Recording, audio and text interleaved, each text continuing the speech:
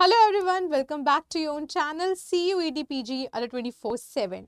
तो आप सभी को पता है कि दिल्ली यूनिवर्सिटी के पोस्ट ग्रेजुएशन एग्जाम के लिए आपके एडमिशन के पोर्टल यहाँ पे शुरू हो चुके हैं। तो यहाँ पे दिल्ली यूनिवर्सिटी का जो पोर्टल का नाम है, जिसे हम काउंसलिंग पोर्टल कहते हैं, उसका नाम है CSAS पोर्टल। तो CSAS पोर्टल का मतलब होता है कॉमन सीट एलोकेशन सिस्टम। इसका मतलब है कि दिल्ली यूनिवर्सिटी के हर एक कॉलेज का एडमिशन इसी पोर्टल से यहाँ पे होने वाला है। तो पोर्टल यहाँ पे ओपन हो चुका है। कैसे कैसे रजिस्टर करना है उसके ऑलरेडी आप लोगों ने हमारे चैनल पर कई सारे वीडियोस को देख लिया होगा, स्टेप बाय स्टेप प्रोसीजर भी बताया था।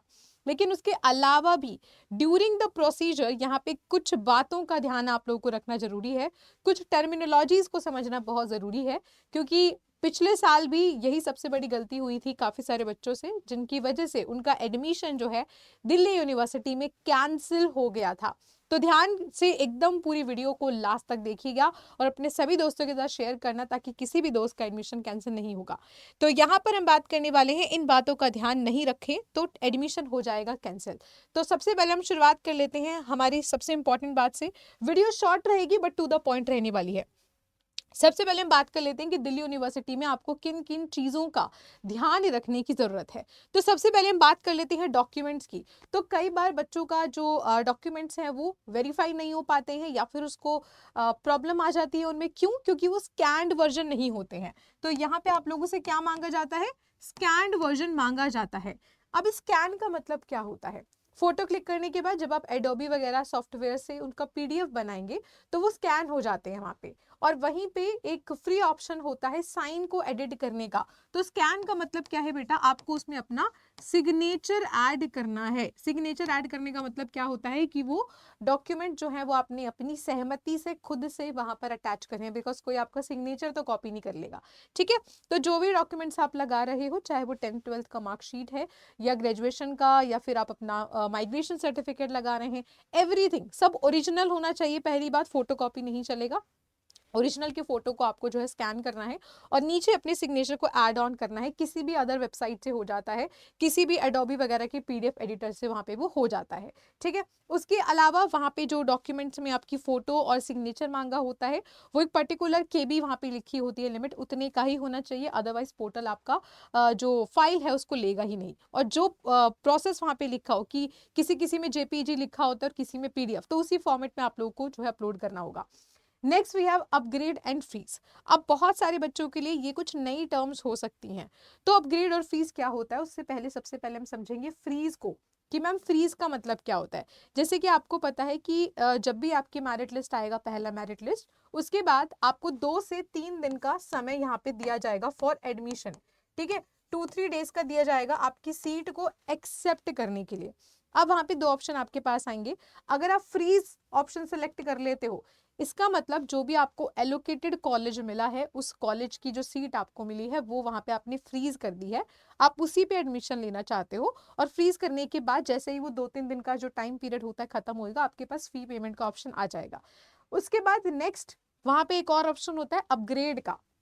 अपग्रेड का मतलब क्या होता है? मान लो किसी के नंबर हैं 215 और पहली कट ऑफ गई है 217 पे।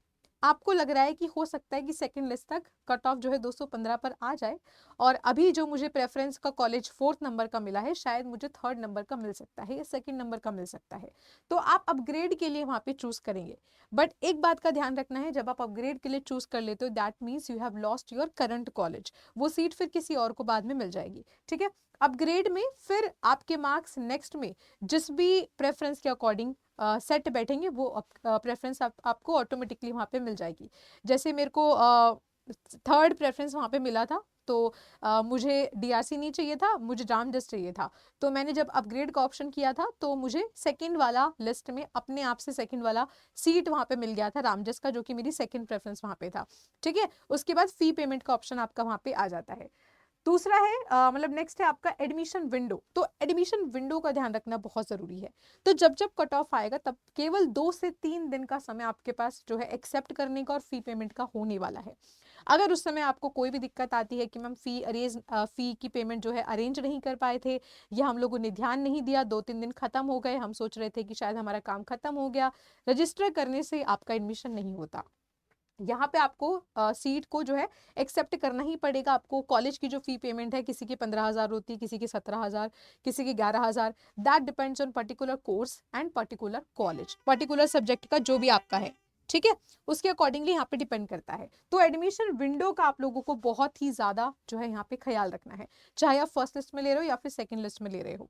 तो फर्स्ट लिस्ट में लेने के बाद भी 5 से 7 दिन के बाद आपकी सेकंड लिस्ट आती है, देन उसमें भी 2-3 दिन आपको एडमिशन लेने के मिलेंगे, दोबारा से 5-6 दिन बाद आपकी थर्ड लिस्ट आएगी। ऐसे एडमिशन का प्रोसेस चलता है। प्रेफरेंस बहुत ध्यान से भरनी है। प्रेफरेंस प्लीज अपने अकॉर्डिंग टू मार्क्स ही भरिएगा, ठीक है। अब ये मैं ऐसा क्यों कह रही हूँ, बिकॉज ये बहुत ज्यादा रोल प्ले करता है आपके दिल्ली यूनिवर्सिटी के एडमिशन में।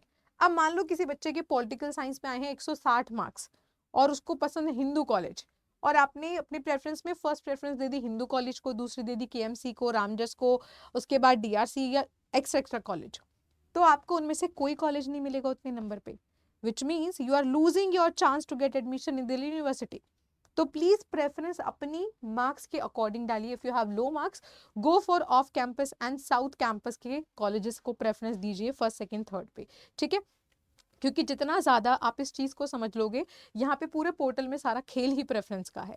तो प्रेफरेंस अच्छे से देना। मैं अपने सब्जेक्ट की तो बनाने ही वाली हूँ, शायद अपलोड भी हो गई होगी प्रेफरेंस वाली वीडियो, नहीं हुई होगी तो हो जाएगी बहुत जल्द। बाकी लोग भी अपनी जो है टीचर से गाइड लेते रहिएगा कि मैम कैसे प्रेफरेंस या फिर सर कैसे प्रेफरेंस देनी है। ये पूरा खेल आपका जो है बदल सकती है एडमिशन लेने का दिल्ली यूनिवर्सिटी में, ठीक है जी। अब आगे हम बात कर लेते हैं, जैसे कि हमने डॉक्यूमेंट्स की बात करी है, तो एक बार डॉक्यूमेंट्स देख लेते हैं कि कौन कौन से आपको किस प्रकार के चाहिए।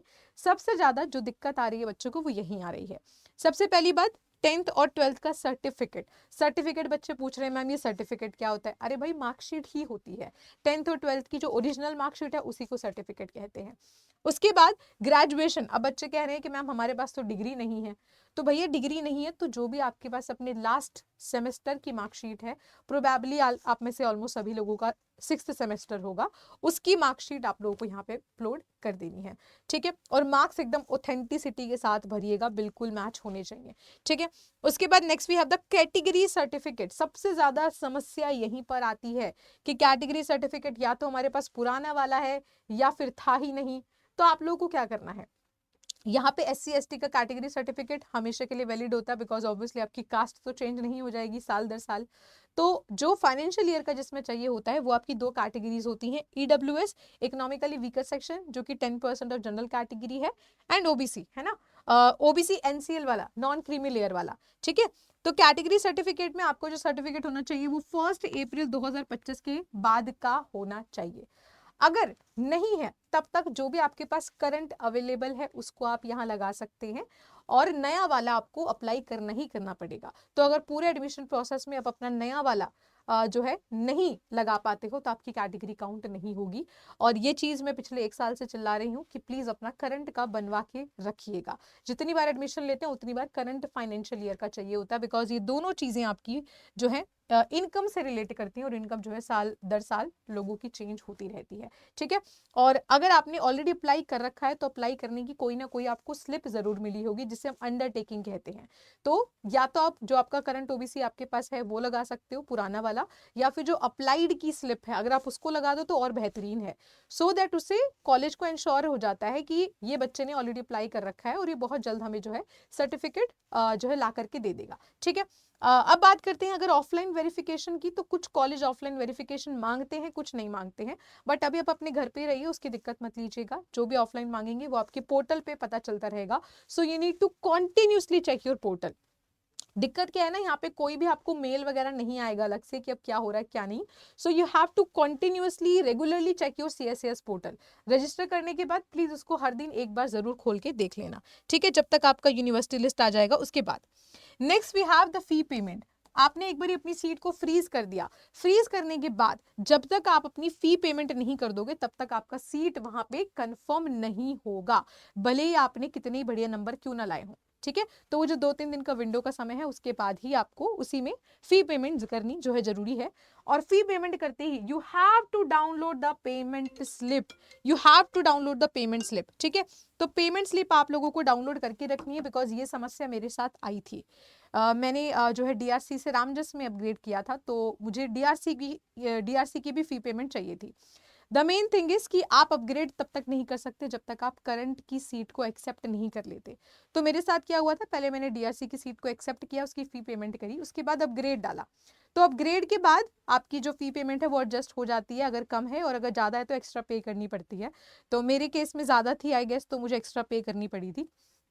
तो उसमें आपको करंट वाली एक्सेप्ट करनी ही पड़ेगी, तभी आप अपग्रेड के लिए डाल सकते हो, ठीक है। तो डाउनलोड करके रखिएगा। फी पेमेंट अगर आपने जो ऑलरेडी आपको मिली है उसी को ही फ्रीज किया है, तो जो भी आप अपनी फी पेमेंट कर रहे हो कॉलेज को, उसका डाउनलोड जरूर करके रखना। पेमेंट स्लिप बहुत ज्यादा जरूरी है। साथ ही साथ don't wait for the further list. पहली और दूसरी लिस्ट में प्रोबेबली एडमिशंस हो जाते हैं, थर्ड और फोर्थ लिस्ट तक बहुत या तो बेकार से कॉलेजेस में बचती है सीट, या फिर अगर अच्छे कॉलेज में बचती है तो बहुत ही कम नंबर ऑफ सीट बचती है। So please only Delhi University में अप्लाई करके थर्ड और फोर्थ लिस्ट तक वेट मत करना, please go for other options as well, अगर आपके मार्क्स बहुत ही लो हैं। अगर आपके मार्क्स इतने हैं कि यू आर इन कॉन्फिडेंस कि यहाँ सेकंड थर्ड तक मिल ही जाएगा, so it's great for you, ठीक है जी। तो that's it for today. I hope कि मैंने सारी इंपॉर्टेंट बातें आप सबको बता दी हैं। प्लीज इन सभी बातों का ध्यान रखिएगा, स्पेसिफिकली प्रेफरेंस के बारे में।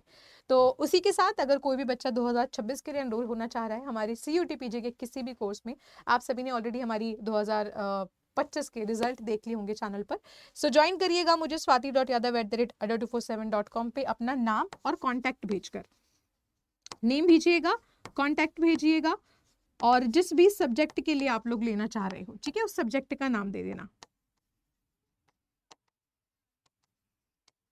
उस सब्जेक्ट का नाम। ये 3 चीज आप मुझे मेल कर दीजिएगा, so that I can connect to you for the maximum discount available, जो भी मेरे से हो पाएगा, ठीक है। चलिए, सो मिलते हैं नेक्स्ट वीडियो में, तब तक के लिए goodbye, take care and all the best.